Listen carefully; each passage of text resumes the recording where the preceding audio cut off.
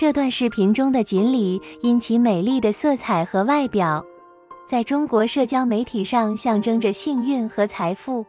最近在微博上出现了一段视频，内容是被人类饲养的肥嘟嘟的锦鲤们表现出极度贪吃的个性，一看到食物就爆发性的争食。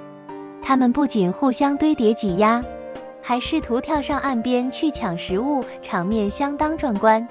从视频中可以看到，身上有各种不同鲜艳花色的锦鲤们全都挤在水边，试图抢夺岸边的食物，张着大嘴巴争抢的模样，就像在说谁也别来抢我的。这种超狂的画面让许多网友大开眼界，直呼怎么在鱼身上看到了猪的影子。视频在网上分享后，累积了超过30.8万次观看次数，吸引了大批网友涌入留言，表示有点儿惊悚。最后进化成两栖类，当锦鲤都要努力争食，一般人还有什么理由不努力？还挺有秩序，吃饱就撤。很想知道这群猪鱼最后的归宿是什么？